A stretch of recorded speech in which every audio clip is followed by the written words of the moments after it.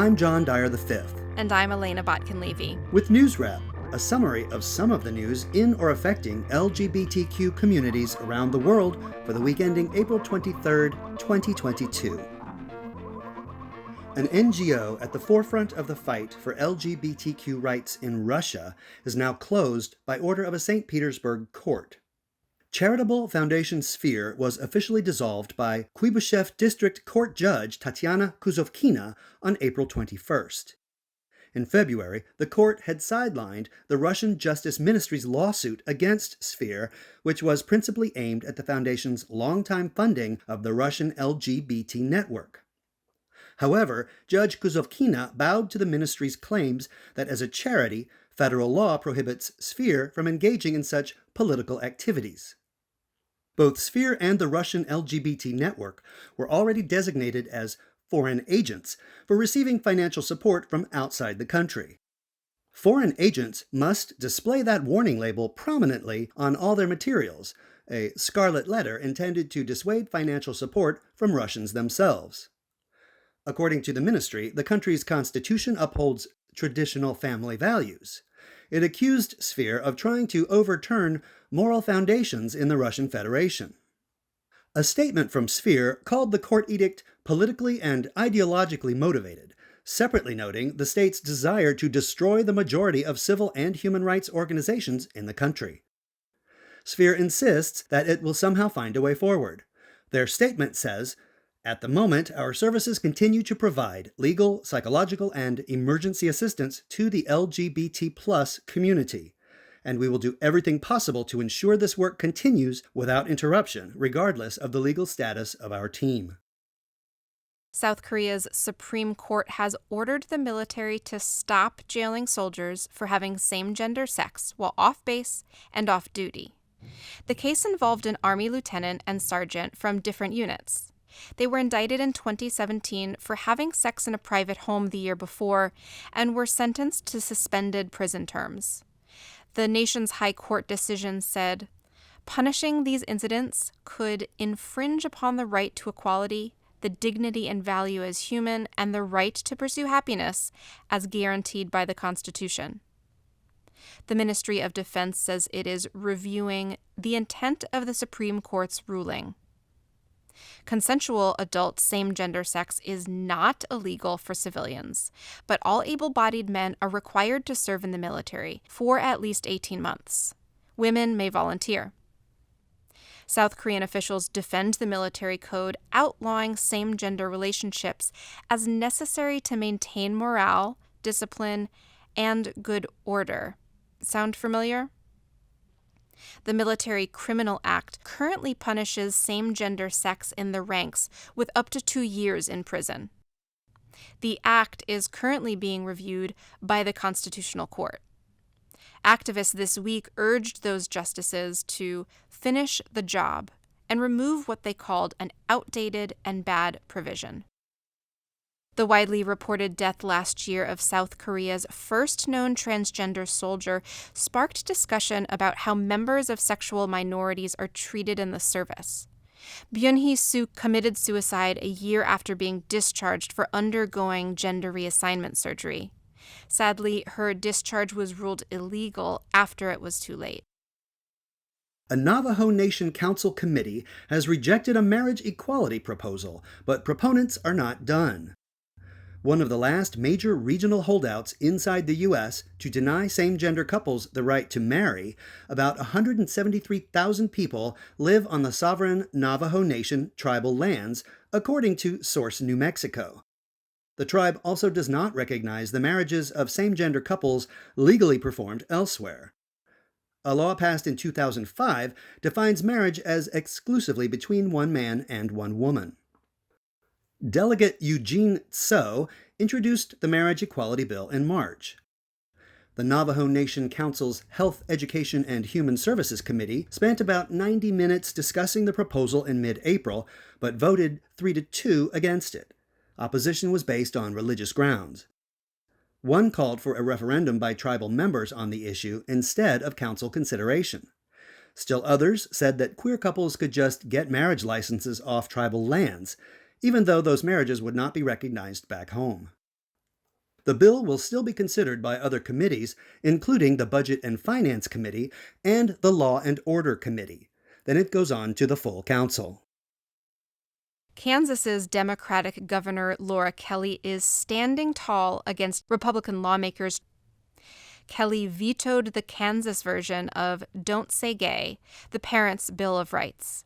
It would have required school boards to adopt policies allowing parental review of classroom materials and processes for parents to challenge materials they find objectionable. And for the second consecutive year, Kelly vetoed a bill to ban transgender athletes from competing in school sports. Republican lawmakers tried and failed to override her veto last year. According to reports, they still lack the two-thirds majority needed to override it this year, and will not be able to override Kelly's veto of the parental rights bill either. A new law in Montana requires trans people to undergo gender reassignment surgery and get court approval in order to amend the gender marker on their birth certificates. Before Montana Republicans went to work last year, applicants only needed to provide an affidavit to the state's Department of Health and Human Services to make the change.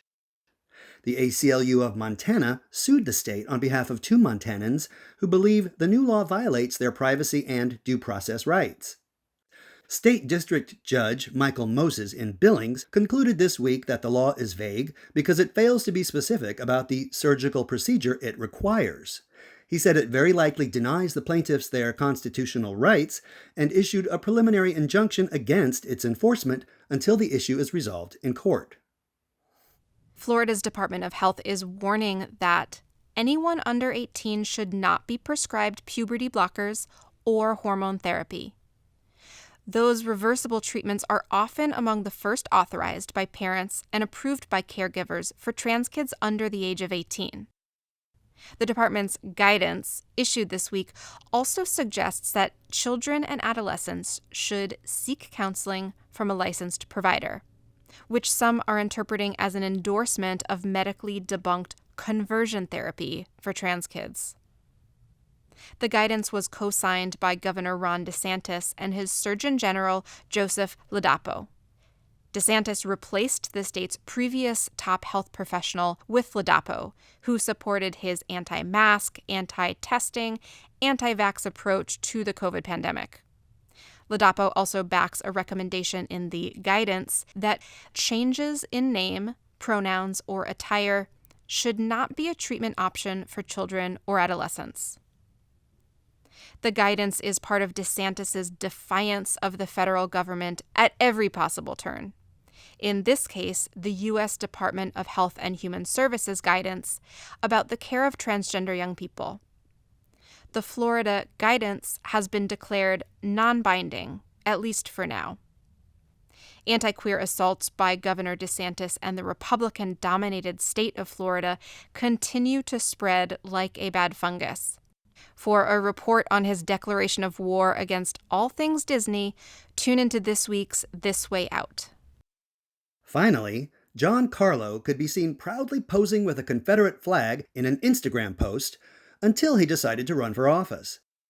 Carlo wants to join the Clark County, Nevada School Board, which includes the city of Las Vegas. He's among several candidates running for 3 open seats on the 7-member nonpartisan school board. Carlo demonstrated his love of education in a speech at a church where he waved around a copy of the children's book King and King about 2 young male royals who fall in love. His logic and history-defying rant was captured on video and posted to Twitter by the far-right monitor Patriot Takes. I believe in the Constitution.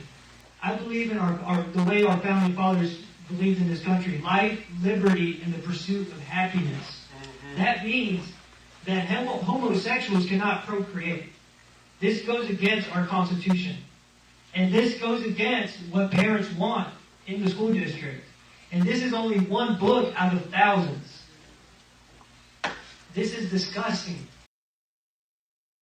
Not that it probably matters to school board candidate John Carlo, but life, liberty, and the pursuit of happiness is from the Declaration of Independence, not the Constitution.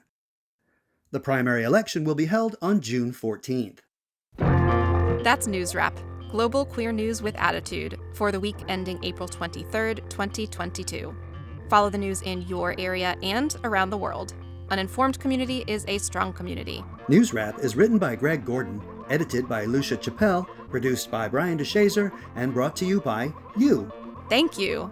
Help keep us in ears around the world at thiswayout.org, where you can also read the text of this newscast and much more. And you can read the transcript and listen to NewsWrap each week by subscribing to our This Way Out radio channel on YouTube. For This Way Out, I'm John Dyer V. Stay healthy. And I'm Elena Botkin-Levy. Stay safe.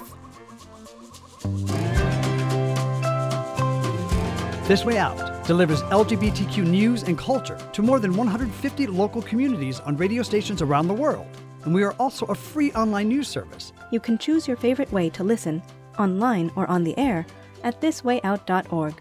Please sign up for our free e-newsletter, Inside This Way Out. We'll respect your trust in us and make sure your personal information is never shared with others. Just send us an email at info@thiswayout.org to receive the informative and unique addition to the show.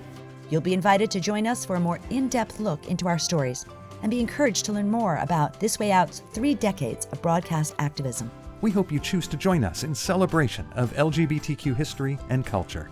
Email us at info@thiswayout.org to join the movement. We'll make sure you always know what's going on inside This Way Out.